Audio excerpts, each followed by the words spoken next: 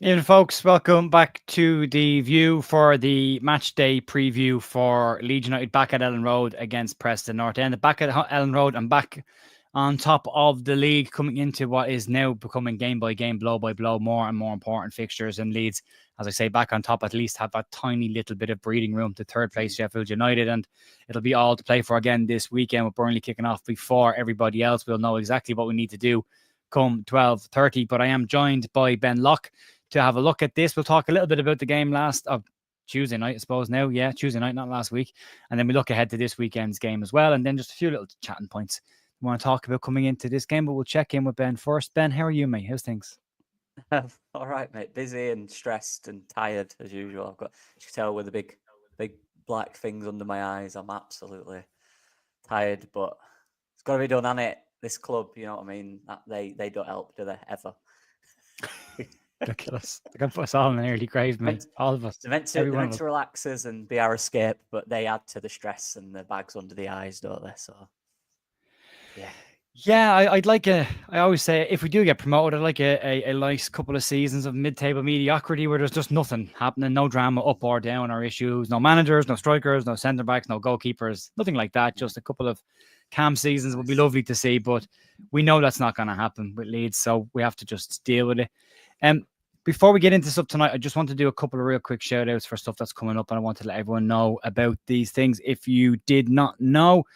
The first one to let you know about is the Leeds Creator Cup, which is myself, Lockie, Joe Wayneman, pretty much every other Leeds content creator you can think of will be involved with this in some capacity on the day. It's in July, and the details are available at leedscreatorcup.com. You can get the tickets there. There's £7 for adults, £3 for kids as well.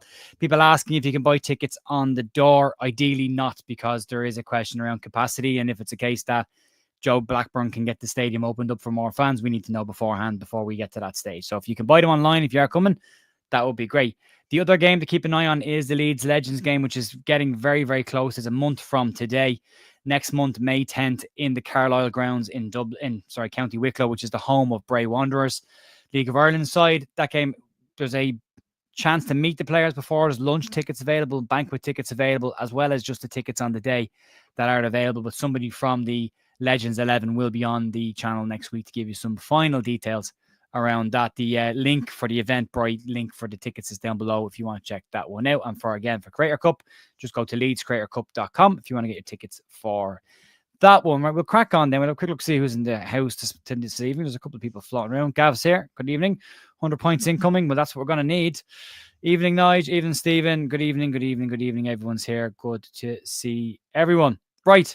Let's get into this. Ben, what were your thoughts about the game against Middlesbrough? I saw your review. I thought it was a cracking review as well. Nice and calm and balanced. What were your thoughts on it? Middlesbrough. I weren't calm and balanced in the game. I'll say that. I was very stressed. I think we all were. But I think the main outcome from that, Joe, was I saw something in that team that I've not seen yet. And that was not that I've not seen it. We didn't have to show it that much because of how dominant we've been. I was always worried in these last kind of 10 games, have we got that horrible, gritty, dig deep mentality? And obviously in the recent results, when we've got the draws, I don't think we did enough to show that we do have that. But I saw that against Middlesbrough. We weren't great, but I don't think any team at this period in the season is necessarily good. It's so everyone's, we know by Tanaka and some other players, everyone's under so much pressure. It's so much stress that you just need to find that dig deep mentality. And we did. I thought, look, they had chances. We had 3 huge chances that should have all been goals. But anyway, but I thought we dealt with everything. We got bodies in the way. We blocked stuff. We compacted the area when they had it at the back post. We got bodies in front of the goal. I just thought little things like that. I was really impressed. And you could tell by the final whistle, players getting emotional on the knees. They found something for me. They found something in them. You want that something that they found to be a catalyst then for the last 5 games, especially coming into a home game against Preston, who, again, if you look at it on paper, Leeds shouldn't have a problem dealing with. But again, we know at this stage of the season, form goes out the window because pressure kicks in. all the other factors kick in as well. You can feel the pressure in the stands. You can feel the pressure in the dugout. You can feel it in the dressing room. So, yeah, form goes a little bit out the window at this point of the season, but you'd like to see a bit of momentum coming into the final couple of games. Leeds, according to Joe Donoghue today, 11 points is pretty much, he reckons, his maths are all that Leeds will need to be promoted automatically. I think if you want to be champions, you're probably going to need a little bit more than that. I think it could be 6 to 98. I don't think anyone can get more than 100 at this point. I think Leeds can get maybe 102, if that's right. Again, I could be wrong. My maths isn't great, but someone will tell me that. But yeah, as you say, Lockie, there's a huge amount of factors coming into it. There's the amount of minutes they played, the travel all season, the fixture congestion, the fatigue that's kicking into these players. Yeah. You mentioned out Tanaka, and I think it's somebody we should talk a little bit about for a few minutes because he has been outstanding for Leeds this season. He's been by far the bargain of the season in the championship, what he's cost Leeds versus the output that he's put in. But he dropped to his knees at full time on Tuesday night, emotional. Daniel Farke saying he was crying in the dressing room, but he looked, again, the Luton Town game, especially at full time, and the game before that, he looked inconsolable at full time, where you can really see that it's starting to get to him. So I wanted to have a little look at this before we talked about it. In your review video this week, you talked about fatigue, and you talked about how it can affect a player and all the different factors can catch up on a player. If you look at Tanaka, last season he started 24 games in Bundesliga 2. So far this season, he's started 32. So he's played 8 games more already with 5 to go. So that chance there, if he's fit, he'll play all 5 of them as well. He played a total of 30 games last season. So far this year, he's been involved in 38 games. So he did that 8-game total there as well. And then in terms of minutes, last season for Dusseldorf, he played 2,257 minutes. So far this season, he's played 2,897, which is a phenomenal amount of football. And I want to talk about that. Brendan Aronson as well, because we're talking about fatigue. Brendan Aronson played 1,200 minutes all last season. So far this season, he's played 3,100 minutes. So more than double the amount of football that he played last year. But I wanted to talk specifically about Tanaka on this, Ben. And it's a huge factor. The pressure, the football they've played, the travel he's done this year as well. Yeah, and I think the language as well, the stresses behind that, not being able to maybe communicate properly. I imagine that can be quite frustrating at times. But yeah, and that's speaking of someone who has, a girlfriend whose language isn't English. It can be, even at work when you're on phone calls, it adds to the stress. So I imagine you're constantly translating in your head, aren't you? Yeah, and wondering, have I said the right thing? Is that correct? So there's a lot to it with Tanaka. And you know what? I think another one as well. I think he really wants to play in the Premier League. It was unbelievable last year in the Bundesliga 2. In fact, the last 2 years has been unbelievable there. And he could have easily got a Bundesliga move, easily. I think he was linked to a few, actually, before we signed him. But clearly, given the fact he came to the Championship, was probably his only way into the Premier League, quickly through Leeds United. So I think that shows dropping down a level. Well, he was in the Bundesliga too, so he didn't drop down. But you know what I mean? He could have gone to the Bundesliga.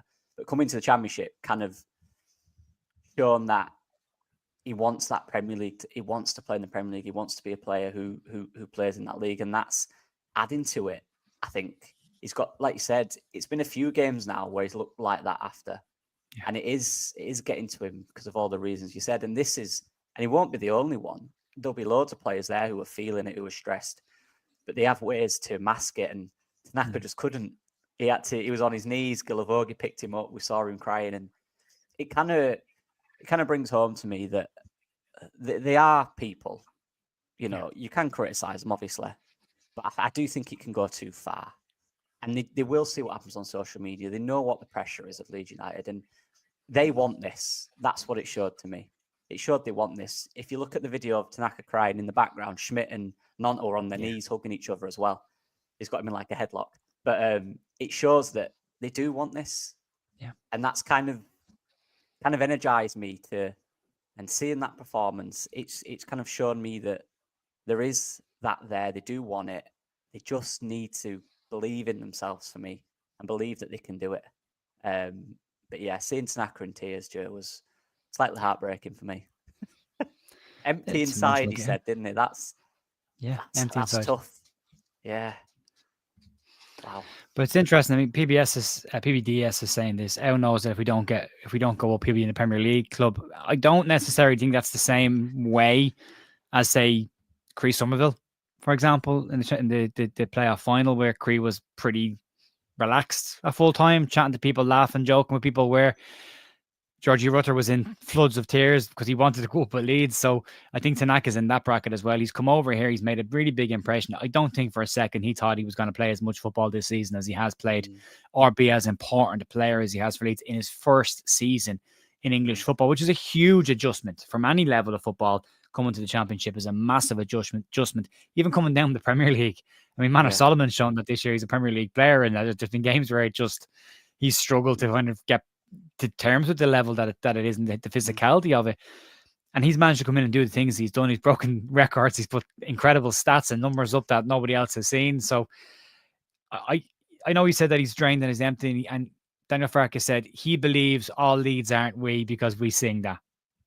And then he gets a bit of stick. I don't think the stick was even necessarily aimed at him specifically. I think it was just aimed at everybody, the frustration of we're seeing this happen again. But I think it caught him off guard. He wasn't expecting it because it's gone from such a jovial mood for the last 16 weeks, nearly more, to being, well, everything's on fire again, isn't it? Yeah, that's what we're like as a fan base. I think Kenny said that. We are emotional. Whether people agree with him saying that or not, we are. I don't like being called emotional, but I get it. Yeah, I am. I know I am. And again, I don't like that. I like to think I'm quite a calm person, but during a game, I'm not. I am emotional. And I talked to my dad about this, my girl. I talk to anyone about Leeds because I need to talk about the club. I need to vent about it. Yeah. And we are. And I think the players know that and they feel that. And I like that in a way because it means they're identifying with what it is. And the manager's aware of what it is. And if he'd have come out and said, yeah, it's a calm fan base, I think you probably don't know us. But he knows and they know it's hard. You've been in situations like this, Joe. It's so you can work for a week at training, doing a certain thing, a certain move. Training was excellent, but the second they get out on that pitch, it's like, all right, this is real now. And then you score a goal and suddenly you're thinking in your brain, we've got 80 minutes to defend this. And if we do, we could be close at Premier League. Suddenly you're going, right, defend. It's so. I've been in situations where I've been playing on a wing, and I said to coach when 1-0 up, I'll go sweeper, and I just stand between the centre backs, out over the top, clear it. Like that's what I've done before because 3 points is so important, and in a way I like it. I like them wins. It reminds me of remember Barnsley last under Bielsa? Sorry. That season we went up, that horrible game where we were just holding on for so long, but it meant a lot to them players. I feel like this is kind of that. And although it's horrible to watch and it's nervy, it shows a lot to me. It does show a lot. It's horrible, isn't it, this sport? It is, but then I say this to Jess. Yeah, I get that because she says they just ruin your weekend. I'm like, I get that. And they ruin more weekends than they don't. I get that. We've accepted that, However, when they win something, by Jesus, is it worth it? Because all of that gets released, so it's great. Alison, enjoy the Stoke game. Well done getting your tickets. If anyone's got any tickets for the Bristol City game, by the way, hit me up. I have flights and hotel booked and I have no tickets. But if if anyone knows of anybody, let me know because there's plenty available on StudHub apparently, but none available for Leeds United members. Yeah, so it's always great to find out. Yeah, so not great, but if anyone can I just say something on that, Joe? Just a little rant. And so last year I've got the membership. Last year I managed to get to 11 games through the membership process. Apply for every home game. I apply for it. I tried to get tickets. Got 11 last year.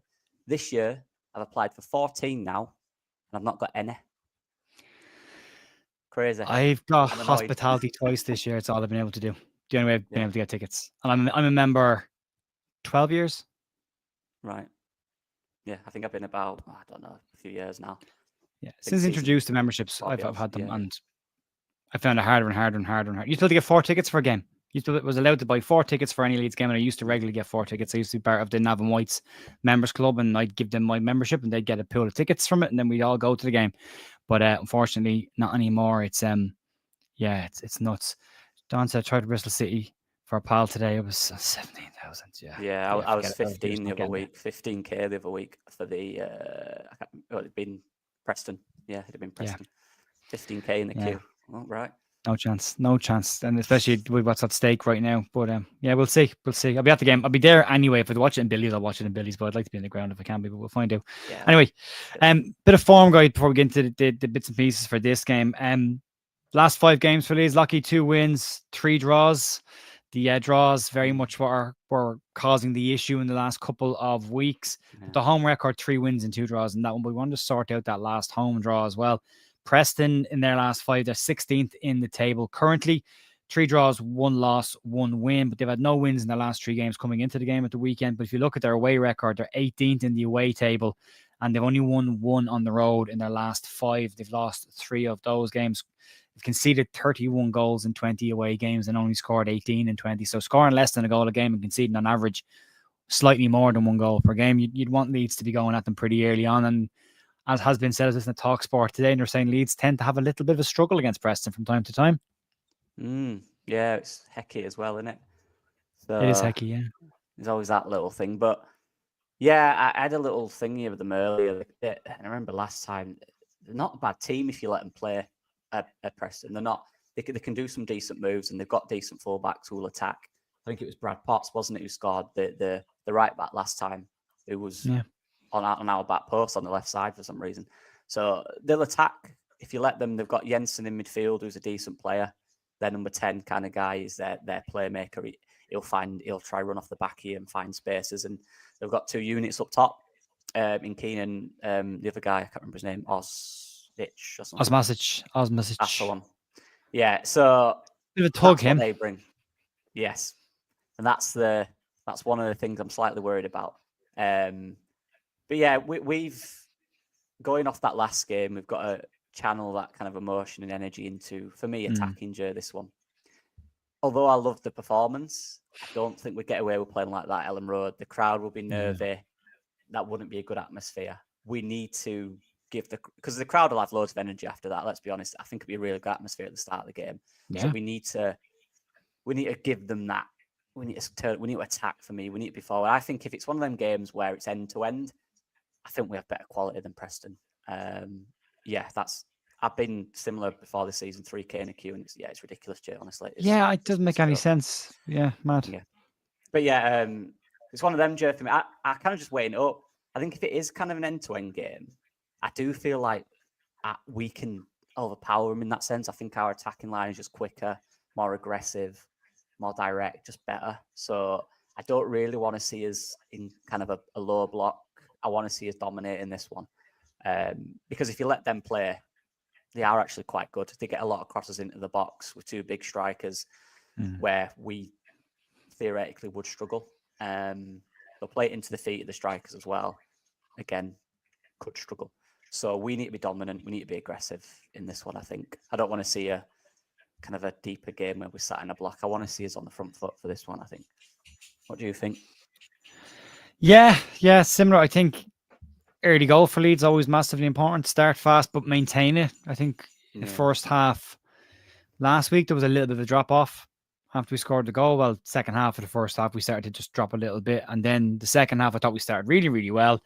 And then for the last 25 minutes, we spent the time sitting on the edge of our 18-yard line. And even Daniel Farke was waving the team to get out. And I was like, Jesus, get possession and just hold it in their half for a little bit, just away from our goal. Because the way they were acting, you could see a shot pinging off somebody and flying into the corner. So it was, for me, it was nervous. It was the most nervous I've been. It's been already said by a couple of people, but the most nervous 25 minutes I've had as a Leeds fan, where I thought there's no reason why we should be under this amount of pressure, but you can understand it then from the player's perspective of given recent results and recent criticism. It's a case of hang on to this. Just hang on to this. I thought Farke got his substitutions mostly right in this one. I think his timings were good. They broke up the play when they needed to break up the play. A criticism I had against him earlier this season when he didn't do that to break up a game and we conceded a late goal. So I thought they were fine. But yeah, I think if we can isolate Osmasic, that's probably the right thing to do. So if we can keep them Penn back in their half and leave him as a lonely striker on his own, then there's a huge possibility for us to limit what they will do, because he'll cause problems. He'll get free kicks. He'll get involved with things with people. As well? He'll wind everybody up. Yeah, he's already had a big suspension this year for spitting at somebody, so he's that kind of player. So we just got to be mindful of him. I think he did throw a few elbows during the first Leeds game this season as well. So yeah, he's a player to keep an eye on. If for no other reason, he's a problem. So Yeah, just see if we can do that. They're missing Freddie Woodman in goal for this game as well. They've got a couple of players out, about 5 players. No Sam Greenwood, but Greenwood's had a really weird season. He started off on fire for them, and it's just slowly as the season's gone on, petered away and faded off. And he was on the bench in the last couple of games for them as well, but he's out with this game. So they've a little bit of rejigging to do. From Leeds team news perspective, Dan James is a late check due to a hamstring injury that he had coming off the pitch against Middlesbrough. So there's a late check on him. Pascal Struijk, split rumours. Fark will let us know tomorrow, but some are saying he could be back before the end of the season. Others are saying the season's over. If it does turn out to be a fractured foot, season's done. He's finished because he won't get back in time. And then Joe Rothwell, we hope, is only out for another game, and then he should be available to come back in for the run-in. Farka said he might get back early, so maybe we get some good news on Joe Rothwell tomorrow. Otherwise, it will likely be a Gruev and Tanaka central midfield partnership again, which I'm okay with because it means everybody else can get forward and attack, and the fullbacks can go and stay gone. And Ethan Ampadu back in at centre-back, who I wanted to talk to you about because I thought Ethan Ampadu at centre-back was excellent. And I've had a bit of an issue with midfield recently in terms of the speed of his passing and how fast he moves the ball around the pitch. But I thought from centre-back last week, at Tuesday night, I thought he was absolutely fantastic. Lucky, and his range of passing, which we've already spoken about, was there for everyone to see. What were your thoughts on him?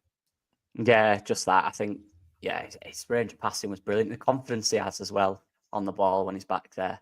I don't know, it's almost like, because he's deeper, it feels like, I don't know. Yeah, it feels like he has a responsibility to give it quicker because he's not in the centre of the pit. He's deeper now. You've got to go forward. So he kind of forces him to. And when he does it, he's really good at doing it. His balls over the top are really underrated. They're really good. His passing range is outstanding. So, and I like the partnership, him and Rodon. I think it's a really good partnership. Whether or not Struijk's a better defender, I think against big physical players, he definitely is. But as a partnership, I like them. I think they get on really well, which helps. They never shout at each other, which is something I've realised. They're always calm with each other, which is always good in situations. They know each other's game, don't they? They know how not to speak to each other because they've known each other that long. So that's always good with Darlow behind as well. And I think right now in these last few games, that partnership's very solid. I like it a lot. It will be a test for him, this one, with both their strikers. Keane's decent as well. He's a tall guy who's physical. Whoever they put on him, we'll find out. But these are typically the ones where he's not as good. So it'll be a real test for him. But I love Ampadu. I think I said the other day, I think he's underrated. But I don't know if he's underrated, but I just like him a lot. I think he's a really good footballer. He's quite complete.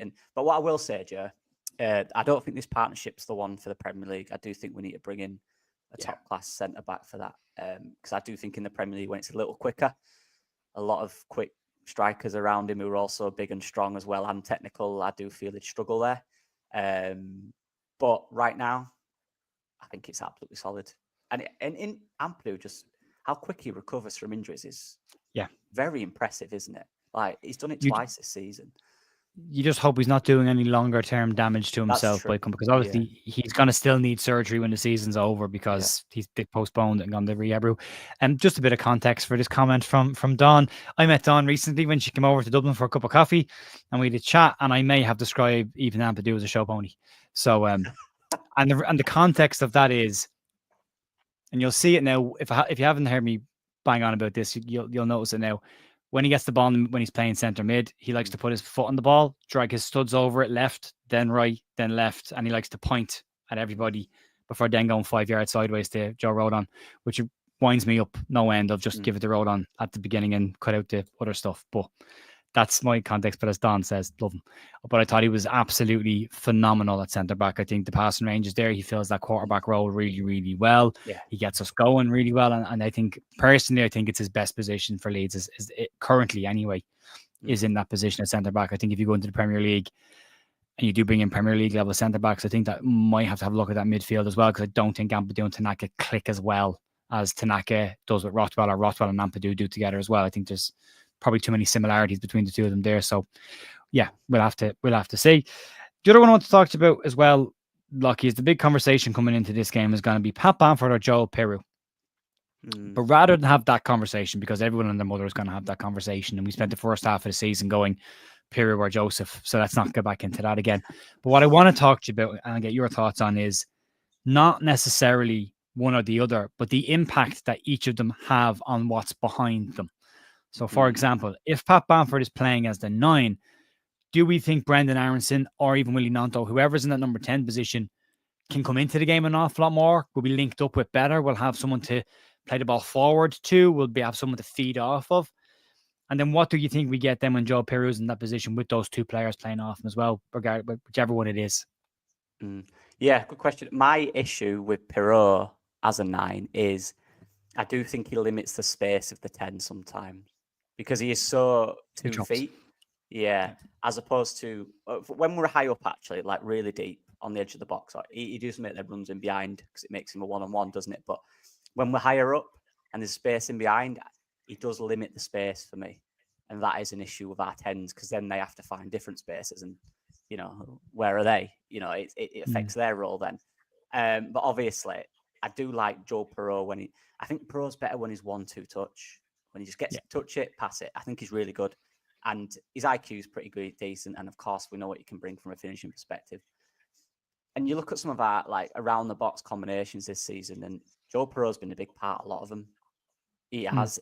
There's just something missing for Joe Pirot for me, and that's kind of that real competitive edge. I think he's kind of too calm on there. I know people joke about him smoking and stuff, but he is too calm, I think. And you look at going into the Premier League. I know I'm going off track here, but going into the Premier League, strikers there have that ruthless kind of aggressive streak. I don't think he's got it in him. That's my worry for him. But in this team specifically, I think as a link-up player for the 10s, he's really good. But in higher positions, I think, and also in transition, I just feel he's a little bit slow and we kind of overtake him and he's a bit far back. Whereas Bamford, you'll know he'll attack them spaces every time. And that's what I love about him. So that kind of gives the 10 another option on the ball. When they do get it, they've probably got it in more space because Bamford occupying them centre-backs really well. And then as soon as you get it as a 10, you turn around, Bamford will make a run. You've got to pass on. And that's quite ensuring for any 10 because they know as soon as they get it, where's Bamford? Instantly in your brain. Where is it? Got the ball. Where's Bamford? I'll give it him. So I think, but then again, I think around the box, Bamford's less effective as a finisher. So, and is he as good in 1-2s and combinations? I'm not too sure. I think Pirot's very good at them. So I think, for Pirot, it's better if you want link-up play. It's going to be more compact and also on the counter-attack as well. I don't think it's as effective. But when we're Bamford, you'll probably have more space as that 10. And as soon as you get that ball, there's going to be a ball in behind for Patrick. So they're probably I don't know if you want to add to that, but they're probably the 2 main things for me. Yeah, I think you're on the money. I think the Middlesbrough game showed it as well. There was a couple of occasions where the ball was put in front of Joe Pirot crossing the halfway line and he had space to run into towards goal. And within a couple of yards, he'd been smothered. But not only was he smothered, he couldn't keep hold of the ball and just turned it over. And that's a problem. So you want your number 9 to, I know I'm 6'4", so I was a big, tall Niall Quinn, number 9. So it was lump the ball up the jar and see if you can hold it up. So as soon as the ball came near my chest, it was chest it, take it down, arms out, grab hold of the defender, lean in elbows and try and hold the ball up till the team got up the pitch. And especially that Middlesbrough game, it's exactly what Leeds needed at times, was a ball to go into a striker's feet, him to hold it up and give the defence in the midfield time to get up the pitch and actually keep their shape and not just run out aimlessly. So that was a problem. And I think you do get that from Patrick Bamford. Not the game against Swansea, the game against Luton when he came on. I think it was Luton when he came on. There was a couple of moments where balls were clipped into the edge of the box and Bamford just headed them back down to the edge of the penalty area, which is what I used to do when I was a striker, because you've got a number 10 coming onto it. The Leeds number 10 just wasn't there. And I think that could be just a case of not playing with a number 9 all season who does that kind of stuff. And I think that's what you get from Pat is people don't know about the link-up play being that big a deal, but what I think about the link-up play is the ball to your feet on the halfway line and going left or right to a winger. But it's when it comes into the edge of the box, is being able to just set it for a player to give them time and space to get a shot away and occupy defenders so that your 10 has space, your wide players have gaps to run into, all those things that you want to get from your number 9. But the minimum is defending from the front, and Pat Bamford does a huge amount of work defensively from the front. He's always been praised for his pressing ability. You look at the last couple of seconds in that game against Middlesbrough and he wins a slide tackle, nutmegs a player, gets up and puts a lovely ball across the park. Just literally, and that led to the goal that was ruled out, which it shouldn't have been. So another great move. So, and as I know, PBS, PBDS, let me know if you mean whatever way you mean this. But with this comment, I'm kind of okay with this because if Pat Bamford is putting himself in the shop window and playing like that, great. Because if he can play like that till the end of the season, he'll score goals and he'll get up, and I'm okay with that. So he can do what he wants in the summer. But yeah, I'd love to know what your take on that is, PBDS. Do you think it's a case of, well, let's benefit from that, or he's just doing it for himself and doesn't really matter? But I'd like your talk on that as well.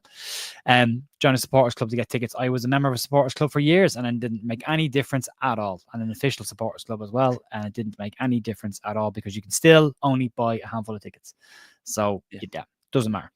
Right, a couple of last topics. Carl Darlow, Lockie, 2 games under his belt, clean sheet against Borough. Pretty calming influence, I would have said, at the back for Leeds. So far, your thoughts on him? Yeah, calm. That's really calm. I think it's weird this, because I think with Meslier, you're either getting terrible or quite good saves, whereas Darlow, it's probably just a bit in the middle. I think, like we saw the other day when he got down to that save, I can't remember who it was against. I forgot who it was against, but he got down to it, didn't he? Luton against Asgard. There we go. Where he got down, dropped to his left, good hand on it, good save. Like it's not an amazing save, but it's very good routine, solid, confidence.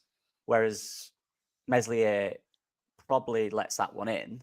But then I thought that. in a 1v1 situation, he's unbelievably good and he spreads himself wide so well. Then maybe some shots that you've like, how's he save that? Whereas Darlow, he's there, isn't he? And that was the shot they had near the end. He was just stood up. He was there. He's a presence. He's in front of that goal.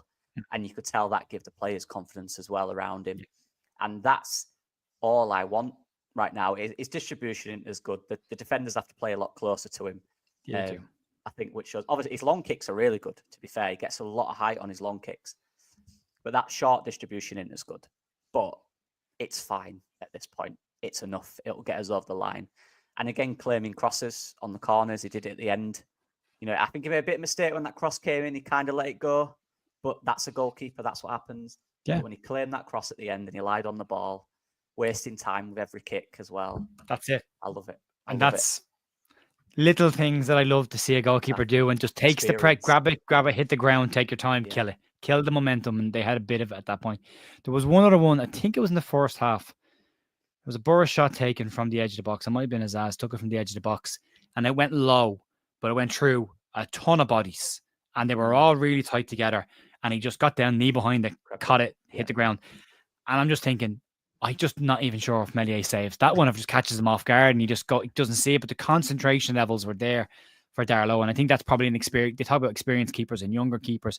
More experienced goalkeepers are able to stay tuned in for a lot longer. And it has been said, I don't know who was listening to this week talking about it, but it was an ex-pro talking about what fatigue does to concentration levels at this point of the season. He said, people say, oh, he's not concentrating, or concentration's a problem. It's not like he's just switched off for a second and is thinking about his dinner later on in the evening. It's that your body is sore, your muscles are tired, you're sweating, you've sweat in your eyes.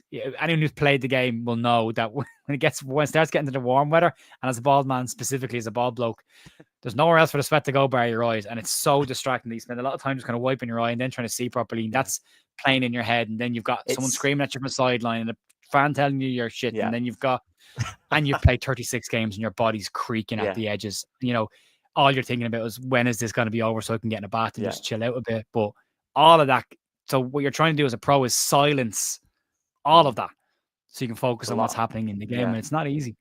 And that's where I spoke a lot this season. My biggest worry about this squad was there weren't a lot of experience in it.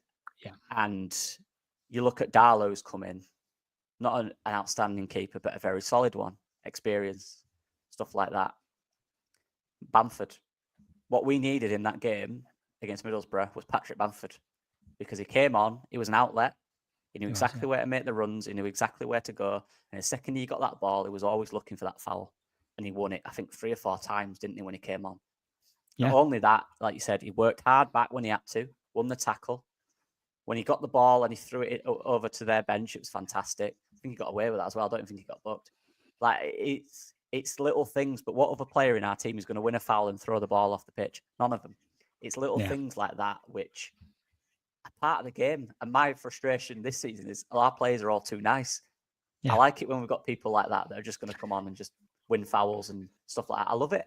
And those are the two things. They're not big things, but Darlow and Bamford being available now have just made us a little more experienced, like the game against Middlesbrough.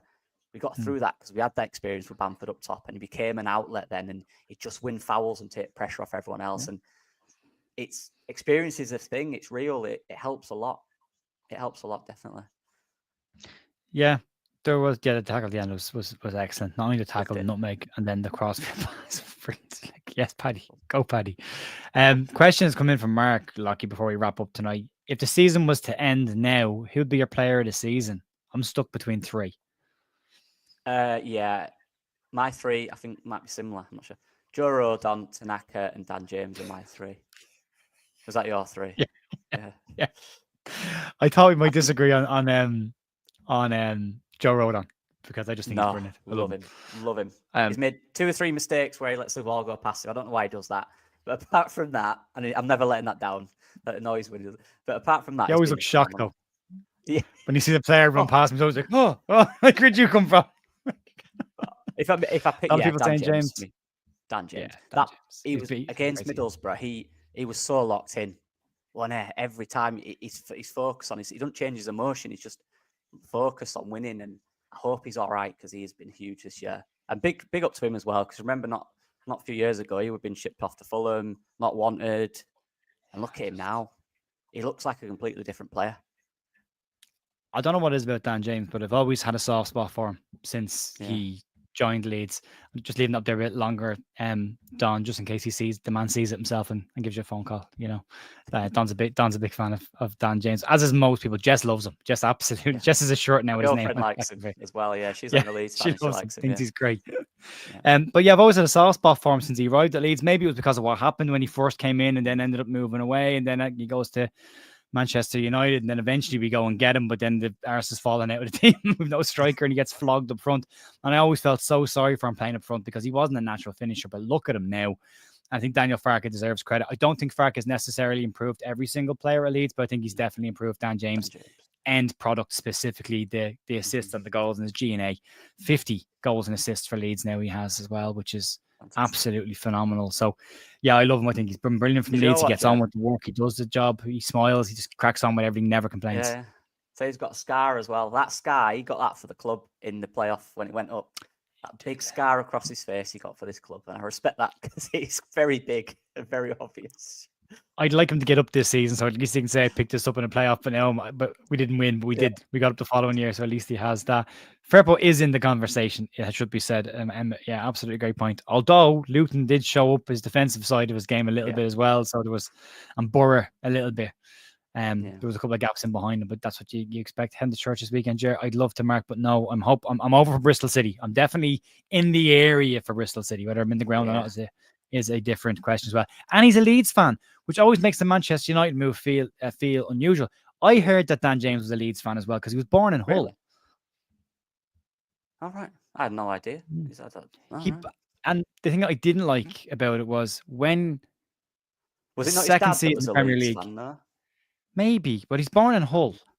Right, I know he was born in Hull. I don't know if there's a hospital in Hull. I don't actually know the maternity hospital in Hull, so wherever's close to it, Anyway, but what I liked about it was the fact I didn't like at the time, was when the second season in the Premier League and Jesse sends him off down to Fulham just after he bought a house and his wife was pregnant. And you're like, it's a dick move to make the kids telling you he's staying put. He's committing his future to the club because he's just bought a house. He's not renting it, leasing it. He's bought a house. Yeah. And then you send him down to London. Could you send him further away? I didn't like that. That never sat well with me. But I'm so glad he's come back. I'm so glad he's been the positive impact. I keep calling him Leeds' most effective player because I just don't. And that's the argument that I always make when people say, well, Aronson's off form, I take him out of the team. I'd never take him out of the team because he's likely to score or he's likely to get you an assist. And that should always be in the back of your head. Google Hospital, not far from. Thanks. Cheers, mate. So Lucky, then getting into the result, I suppose, for the Saturday game. How do you think this finishes up on Saturday? Oh, that's a loaded question in my mind these days, Joe. It's hard to answer. I don't know. I'm in crisis mode every day. I'm confident one minute and then I'm dreading it the next. But look, got to win this one. Got to win this one. And I back them to do it. I do back them to do it. They showed me something in that last game that I weren't sure they had. But now I want to see the fun, aggressive attack inside the Leeds as well now. At Ellen Road, get that crowd. That crowd will be buzzing after that performance. We've got to win. We're so close now. We're so close. That crowd will be any tackle, any dribble, any shot. The crowd will love it. So I want to see that team go do that. We do that. We nullify their weaknesses. Everyone's on it. Don't see it. Yeah, be a tough game, but we'll get through it. I do think we'll get through it for sure. Yeah, I've gone for 3-1 win. I think a lot of people confident, but a lot of people also shown that it will be tight. Emmett, I was born in Cork, but I grew up in Dublin, and I've spent the last 20 years of my life in Meath. But I would consider myself a Cork man, even though I was only born in Meath for a short time. My granddad is from Dublin, so there we go. Yeah. Most people, there's no maternity hospital in Meath where I live. It's in Drogheda, which is Louth. So technically every Meath man is from Louth or Dublin, technically. It's based on the hospital you're born in. So, but yeah, anyway, we're waffling. Lockie, what's going on at your channel this week? Or what's going on over your place? Not much. No, I've been uploading recently. I've been good. So there's a few videos on there. There's just going through the team and what we need to do to win this game. I've just done a video earlier on, so there'll be that. And then after the game, I'm going to try and do a tactical breakdown this week after the game. So yeah, we'll see. Great. Well, go check out Lockie's page. The details are down below. I've lost all my buttons here because I'm pressing things and I shouldn't be pressing. I'm working without a mouse here. It's killing me. Anyway, folks, we'll wrap it up there and we'll say goodnight to you. Back in the morning for the final news video of the week. There will be a warm-up data pack video out tomorrow night. And then we will be over on bigup.com on Saturday. Hey, Murph. On Saturday for the game against Preston. So if you want to join us for a chat in that game, you're more than welcome to pop over and join us. And also a reminder, the ticket information for Leeds United Legends versus the Borough Legends on May 10th in the Carlisle grounds in County Wicklow, Ireland is down below if you want to click that and get tickets for that game. I'll see you at that game as well. Right, Lockie, thank you very much for your time, mate. Always a pleasure. I'll talk to you soon. See you. Bye-bye. Bye.